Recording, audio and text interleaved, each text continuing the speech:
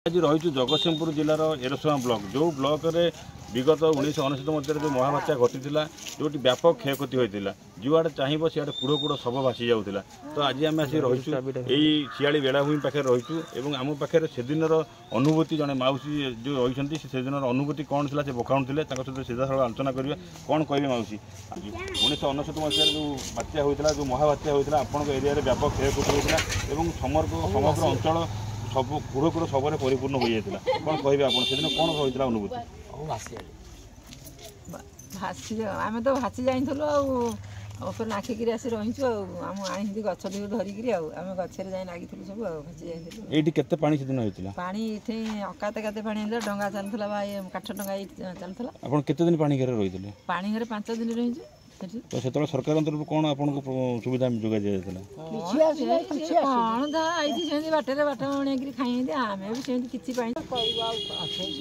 भासी गलु दागी थे सब आमको बची रही बोली घेती आइले आउ 4-5 दिन उपास रही कचा अमृतभंडा कखरू ये सब खाई झाड़ा हरिकी अधे लोक मरीगले आम से बची रही कौन आईना सरकार कर दीटा खाई बची रही। आम पाखे आउ जड़े मौसा रही जी कि जो बात्या होता जो सी माने मुख साक्षी भाया रही से निश्चिंत पानी घेरे थे पानी में भासी जाते सहित आम आलोचना करें। कौन कहे मौसा 1999 मसीह ये बात्या होता आपंकर ये हूँ समुद्र तटवर्ती अंचल जो जगतसिंहपुर जिलार व्यापक क्षयक्षति होता से दिन अनुभूति कौन थी? से दिन अनुभूति आम जहाँ था आम सेगुड़ा सब भोगीचु ये माछ घेरिक रही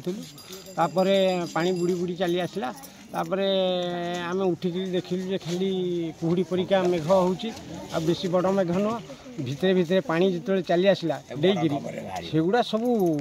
पानी खाली जुआर फेण हो खाली मारी आसला ताकू उठिक देखीदेला माने मोर एमती भय है से जो 2 जन थे मो पाखे मुझे छाड़ी माने दौड़ारे व्यस्त है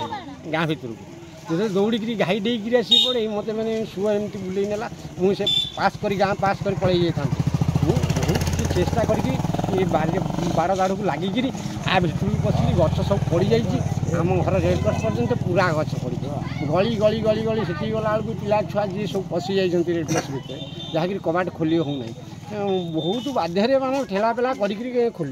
खोलिक भितर गली जो गामछा 2टा चादर सुखेदेली आउ मो शशुर मो शाशु आउ अन्य माने आउ बसबार किसी उपाय नहीं एमती छिड़ा राति दिन सेमती कटेलु। केते दिन लगी था पानी छाड़ा ये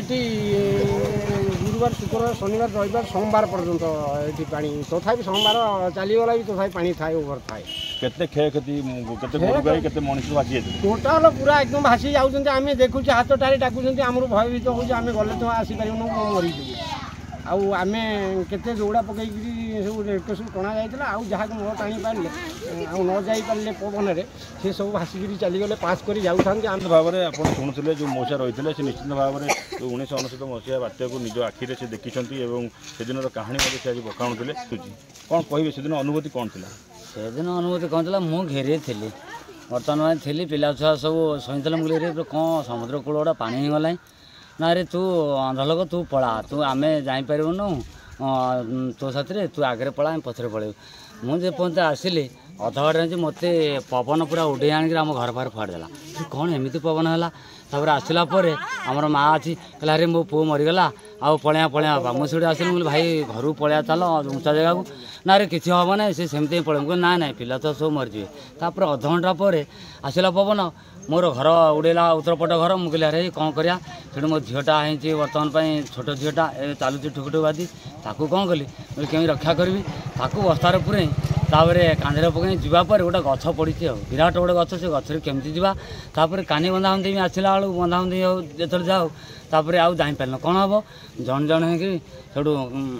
माने जाऊँ जावापर तापर गोटे अच्छी आजस्ट घर से घर जो जाओ से घर पूरा मतलब लोक बोधे पेलापुली होकर से रही पारे पवन आसला जे पुणी उड़े नहीं आउ गोटे जगह मत फड़देला से पड़े मो स्त्री कला कहला रे बापा कौन पड़गला से झील को समस्त नहीं एमती जाऊँ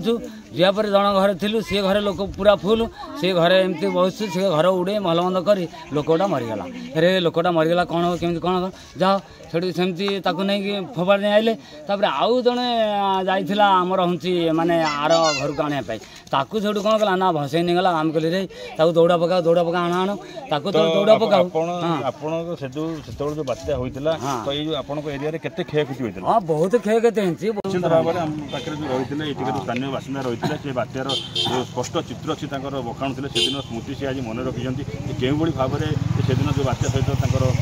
କଟିଥିଲା, ସେଦିନର ଯେଉଁ ଦିନ ଥିଲା କି ସେଦିନ ଯେଉଁ ରାତି ଥିଲା ଏଭଳି କରିଥିଲା। ନିଶ୍ଚିତ ଭାବରେ କହୁଥିଲେ ଯେଉଁ ମାଉସୀ ରହିଥିଲେ କି ମଉସା ରହିଥିଲେ ସେଦିନର ସ୍ମୃତି ବଖାଣୁଥିଲେ ଏବଂ ତାଙ୍କର କହିବା କଥା ଯେ ସେତେବେଳେ ଚାଳ ଘର ଥିଲା ସତ, କିନ୍ତୁ ଏବେ ଯେହେତୁ ଛାତଘର ହୋଇଛି ହେଲେ କ'ଣ ହେବ, ଛାତଘର ହେଲେ ବି ଆଜି ଯେଉଁ ଛାତଘର ରହିଛି ଯେତେବେଳେ ସମୁଦ୍ରର ଢେଉ ଆସିବ ନିଶ୍ଚିତ ଭାବରେ ଏହି ପାଣି ତା ଭିତରେ ପଶିଯିବ ଏବଂ ଆମେ ଭାସିଯିବୁ। ପ୍ରଶାସନ ତରଫରୁ ବ୍ୟାପକ ସୁରକ୍ଷା ମଧ୍ୟ କରାଯାଇଛି। ତେଣିକି ସେମାନେ କହିବା କଥା ଯେ ତେଣିକି ଈଶ୍ୱରଙ୍କ ଇଚ୍ଛା। ଜଗତସିଂହପୁର ଦେବଜ୍ୟୋତି ମହାନ୍ତିଙ୍କ ରିପୋର୍ଟ, ବଡ଼ ଖବର।